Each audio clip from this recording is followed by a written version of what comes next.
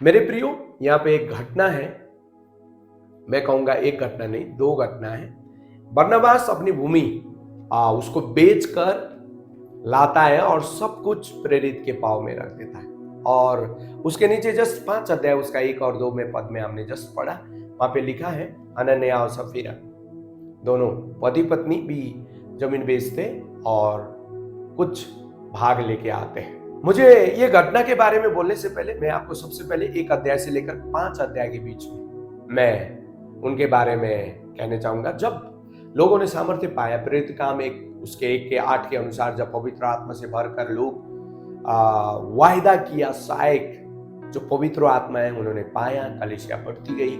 जब 2 अध्याय में नीचे में पढ़ते हैं आप, कलीसिया प्रेरित शिक्षा पाने, संगति करने, रोटी तोड़ने और प्रार्थना करने में लवलीन रही, ऐसी बात लिखी गई है। जब 1 से लेकर 5 अध्याय तक पूरा पढ़ते हैं, हमें मालूम चलता है कि वो मंडली, पहली शताब्दी की कलीसिया मंडली क्या थी?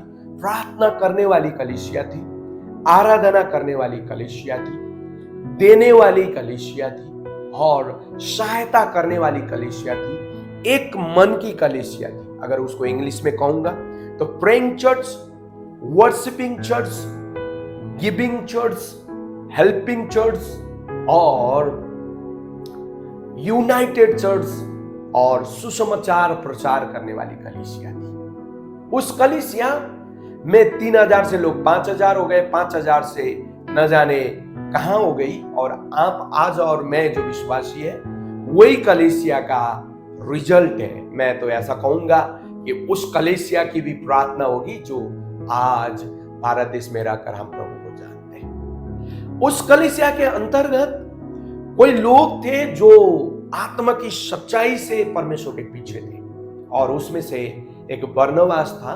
बरनबास के बारे में जब अंदर जाकर उसके शब्दावली को पढ़ते हैं, बरनबास ने जो पुरखा से जो संपत्ति पाई, उस संपत्ति का एक हिस्सा या उस संपत्ति का भाग बेचकर, उस संपत्ति को बेचकर सारा का सारा उसने प्रेरित के पांव तले रख दिया, ऐसा पाया जाता है। आपको मालूम है, इजरायलियों में और विशेष करके यहूदियों में जो पुरखा का भाग होता है, इनहेरिटेंस होता है, वो बहुत ज्यादा कीमती होता है। व्यक्तिगत रूप से उसका बहुत ऊंचा दर्जा होता है। लेकिन बरनबास ने प्रभु के आगे उस पुरखाओं से पाया हुआ संपत्ति को भी नहीं रखा। लेकिन इस चीज को देखकर हनन्याह और सफीरा, है ना, उसकी पत्नी हनन्याह और उसकी पत्नी ने क्या किया? उन्होंने भी उस चीज में इमोशनल, मैं कहूंगा लोग इमोशनल हो गए, है ना, वो इमोशनल होकर उन्होंने भी अपना जमीन बेचा और उसका एक भाग रखकर, वो एक भाग लेकर कलीसिया प्रेरित के पास आते, पतरस के पास आते हैं और पतरस जान जाता है कि, और उन लोग वार्तालाप होता है और कहते हैं कि ये सब कुछ यही है। आप जानते हैं आगे की घटना। मैं आपको कहने चाहता हूं, आज कलीसिया आत्मा से भरा हुआ कलीसिया है।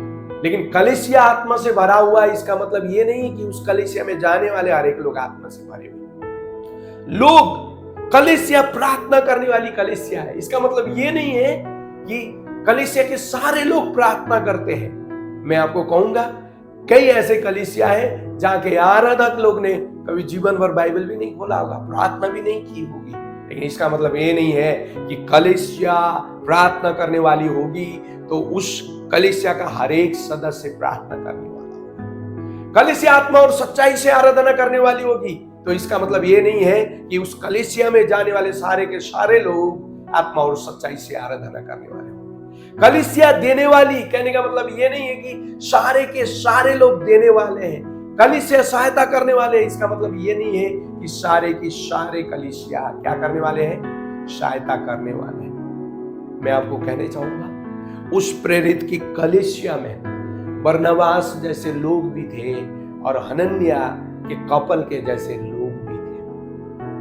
आज हम बहुत ज्यादा फनेटिक है स्पिरिचुअल फादर को लेकर, इंपार्टेशन को लेकर। मैं उसके विरोध में नहीं हूं। आपके अगुआ होना चाहिए। You should have a mentor, है ना, जो आपको अगुवाई कर सके, गाइड कर सके। हम उस स्पिरिचुअल फादर, उस मेंटर के इतने दीवाने हैं कि हम यीशु मसीह को जो जगह देना चाहिए वो हमने अपने मेंटर को, अपने पास्टर को दे रखा है। मैं उनके विरोध में नहीं करने चाहता हूं। अगर आपका मेंटर स्पिरिचुअल है तो इसका मतलब ये नहीं है कि आप भी उस स्पिरिचुअल मेंटरशिप के अंतर्गत केवल उसके हाथों से आप आत्मिक जीवन को आगे बढ़ा पाएंगे। मेरे प्रियो, जैसे मैंने कहा कि प्रेरित की कलीसिया प्रार्थना करने वाली कलीसिया थी, आराधना करने वाली कलीसिया थी, देने वाली कलीसिया थी, सुसमाचार प्रचार करने वाली कलीसिया थी, एक मन की कलीसिया थी। इसका मतलब सब नहीं थे, कुछ लोग थे। क्या आप और मैं उसमें से है? मैं कहूंगा आप और मैं क्या बरनबास जैसे हैं या हनन्याह और सफीरा जैसे? मेरे प्रियो, किसी के हाथ रखने से केवल आपकी उन्नति नहीं होगी, उस हाथ रखने के बाद भी आपको और मुझको तैयार होना पड़ता है। मेरे प्रियो, मैं आपको कहने चाहूंगा कि आप आत्मिक जीवन में बढ़ना आपके हाथ में है। मेंटरशिप के नीचे, केवल मेंटरशिप के नीचे होने से नहीं होगा। जैसे पौलुस कहता है, तुम मेरी सी चाल चलो क्योंकि मैं मसीह यीशु सा चाल चलता हूं। कहता है मैं मसीह यीशु सा चाल चलता हूं। पौलुस कहता है, इसलिए कह पाता है कि मेरी सी चाल चलो क्योंकि वो मसीह यीशु सा चाल चलता है। आप केवल उनके अधीन होने से आत्मिक उन्नति नहीं होगी। आपने क्या आप भी कलीसिया प्रार्थनाशील है? तो क्या आप व्यक्तिगत रूप से प्रार्थनाशील है? कलीसिया आराधना करने वाले हैं, आपका आत्मिक पिता आराधना करने वाला है, बहुत ज्यादा प्रार्थना में बैठने वाले हैं, आपके पास सामर्थ्य है, तो क्या केवल आपने उसके सामर्थ्य को देखकर पीछे पड़े हैं या क्या उसने जो सामर्थ्य पाने के लिए जो त्याग और समर्पण और प्रभु के लिए खोया है उस चीज को खोने के लिए भी तैयार है?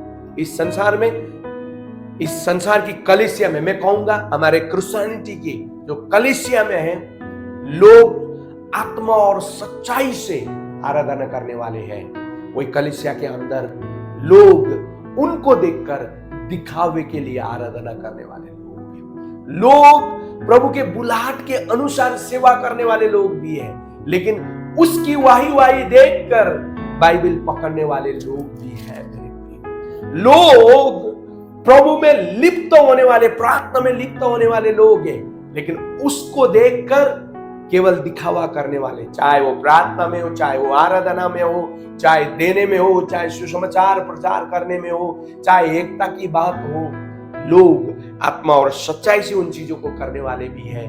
लोग उन्होंने किया हम भी करेंगे बोल के दिखावे के लिए करने वाले लोग भी हैं। मैं आपको कहूंगा, बरनबास 4 अध्याय में बरनबास को देखते हैं, 5वें अध्याय में हनन्याह और उनके कपल को देखते हैं, तो उसमें और दोनों पे, तीनों के बीच में किसके अंतर? आसमान और जमीन का अंतर है। मैं कहूंगा, क्या आप केवल किसी के पीछे दीवाने हैं या यीशु के पीछे दीवाने हैं? क्या सामर्थी परमेश्वर के दास जो इंडिया को रिवाइव कर रहे हैं, प्रभु के वचनों से भर रहे हैं भारत को, क्या उनके दीवाने हैं या उनके जैसे त्याग और समर्पण करने के लिए तैयार है? अगर आप और मैं उन व्यक्ति के दीवाने नहीं, लेकिन उनके जो यत्न और परिश्रम के दीवाने, और जैसे उन्होंने त्याग और समर्पण दिखाया वैसे हम सीखते, केवल दीवानेपन को नहीं लेकिन उनके मेहनत को अडॉप्ट करते हैं,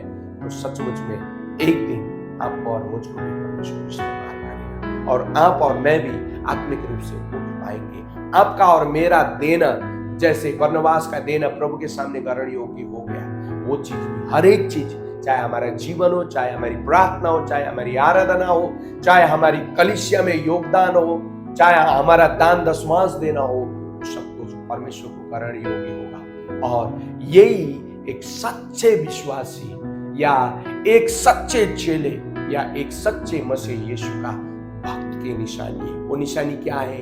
जो कुछ भी हो हम दिल से करें, किसी को करते हुए देख कर ना करें। आपको दिल से आता है, आप वचन से सीखते हैं, आप मसीह यीशु से सीखते हैं, इसीलिए सीखे। किसी की वाही के पीछे मत चले, किसी भीड़ के पीछे मत चले, लेकिन मैं कहूंगा परमेश्वर के पीछे चले और आपका स्पिरिचुअल लाइफ वास्तविक हो। परमेश्वर अपने वचन के द्वारा हम सबको आशीषित करें। जय मसीह।